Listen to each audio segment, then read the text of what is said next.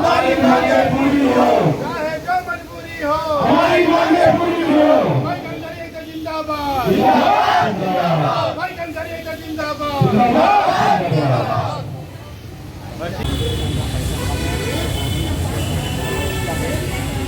देखिए, पहली बात तो संविधान में लिखा है कि समान काम का समान वेतन देना अनिवार्य है, लेकिन ये जो सफाई कर्मचारी हैं वो अनोखे हैं। अनोखे इसलिए हैं क्योंकि स्क्वायर फीट के हिसाब से इनको वेतन दिया जाता है। ये सरकार की कौन सी दोहरी नीति है या क्या नाम है, जो कंपनी है उसकी कौन सी दोहरी नीति है, इसका पता नहीं है। लेकिन हमारा कहना है कि आउटसोर्स सेवा जो निगम बन रहा है वो आउटसोर्स कर्मचारियों के लिए है, और ये जो कंपनी वो मेन पावर नहीं, हमारी उस जैसे बात भी होती है कि जब मेन पावर नहीं तो लिया नहीं जाएगा। जीएम पोर्टल तो उसका रजिस्ट्रेशन नहीं है और उसका टेंडर खत्म किए सालों हो गए, लेकिन उसको बार बार अधिकारियों की मनमानी के द्वारा उसको रिन्यूअल किया जा रहा है। तो इस काम को लेकर जो हमारी महिलाएं, हमारी बहनें कर रही सफाई कर्मचारी, वो कार्य कोई भी नहीं कर सकता। आप चाहे लिखित रख लीजिए इस बात। सुबह 4 बजे उठकर जो कार्य करने वाली महिलाएं हैं, जो व्यक्ति हैं, वो यही सब। सफाई में नंबर 1 कोविड वॉरियर भी यही लोग थे। जब नंबर 1 हुआ तो मेयर साहिबा ने माला चढ़ाया, लेकिन अभी इनकी परिस्थिति क्या है ये आप भी देख रहे हो, हम भी देख रहे हैं। हमारे वो कर्मचारी की 8,000 रुपये की नौकरी में कार्य कर रहे हैं, पेट्रोल कितना 111 रुपये में अभी डलवा के आया। सर, वेतन की लड़ाई तो बहुत दिन से चलती चली आ रही है, लेकिन क्या सुनवाई कुछ नहीं हो रही है? तो कुछ देखिए, माननीय मुख्यमंत्री जी से हमारी मुलाकात हुई थी आउटसोर्स सेवा निगम को लेकर, और उसमें माननीय मुख्यमंत्री जी ने अब चालू कर दिया, डेटा फीड होना चालू हो गया है निगम पर। अब हमें ये करना है कि इन लोग का जो कंपनी है उसको मेन पावर में लेके आया जाए, और इन लोगों का नाम भी है, क्योंकि ये सफाई कर्मचारी हैं। सफाई कर्मचारियों के साथ ही देश चलने वाला है, इनके बिना कुछ नहीं। जैसा कि आप जो आउटसोर्सिंग संस्था है इसके माध्यम से कई संगठन आपसे जुड़े हैं, क्या आगे इनके साथ क्या तय हो जाएगा? अगले महीने से हम लोग एक मुहिम चलाएंगे कि हर विभाग में ज्ञापन देंगे, उससे कार्य नहीं हो गया तो मेन पावर के खिलाफ हम लोग उचित कार्रवाई करेंगे, क्योंकि हमें मेन पावर एजेंसी चाहिए, ना कि कोई बीच की। और टेंडर हमको रिन्यूअल चाहिए कि बार बार एक महीने के टेंडर आप बढ़ा रहे हैं, उससे होना क्या है भाई? क्यों नहीं उस कंपनी को हटा रहे हो जब मेन पावर नहीं है?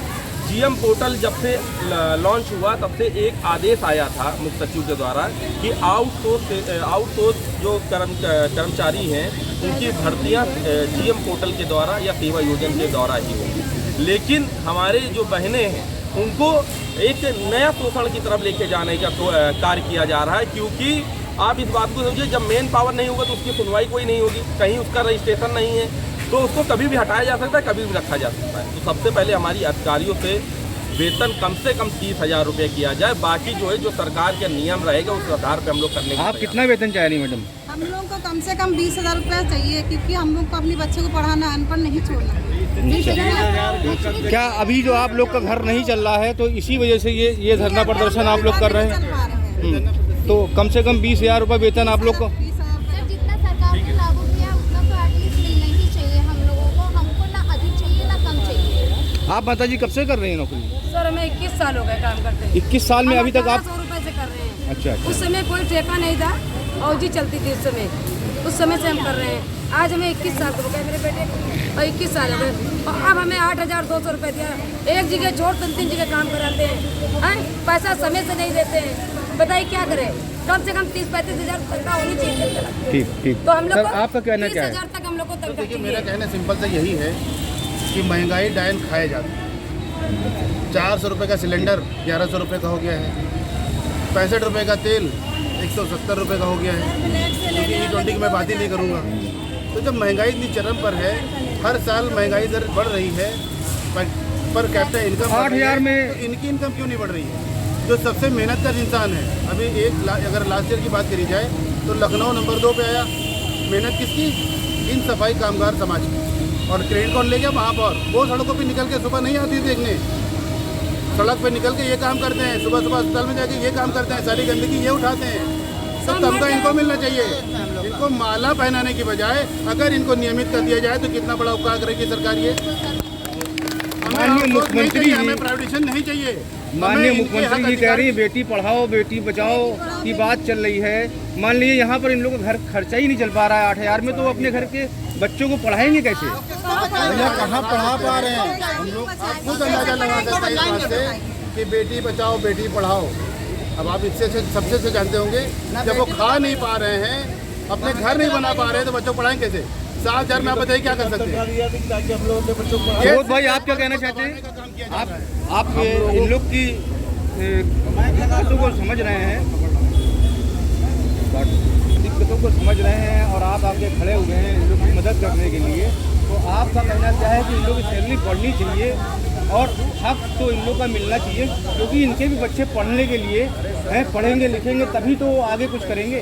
जी, हम लोग इसीलिए ये आंदोलन छेड़े हुए हैं कि हमारी जो सैलरी है वो बढ़ाई जाए, क्योंकि हम लोग ये सब कर्मचारी हैं, इतने तनख्वाह में घर चला ही नहीं पा रहे हैं। अब ये बताइए, कुछ लोग किराए पे रहते हैं, जो सिलेंडर 2-2 हज़ार रुपये के ला रहे हैं, वो 8,000 की सैलरी में कैसे घर चला रहे होंगे, आप तो समझ सकते होंगे। आपका अगला कदम क्या होगा? अगला कदम हमारा यही है कि अगर हमारी सुनवाई नहीं होती है तो हम जितने भी हॉस्पिटल हैं लखनऊ मंडल के, सब एक साथ बैठ जाएंगे, हड़ताल कर देंगे। ये समझ लीजिए हम लोग मजबूर हो चुके हैं। जब तक आपकी मांगे पूरी नहीं होंगी? जब तक मांगे पूरी नहीं होंगी तब तक हम लोग काम नहीं शुरू करेंगे। चलिए एक नारा लगा दीजिए। आप लोग भी खड़े होइए।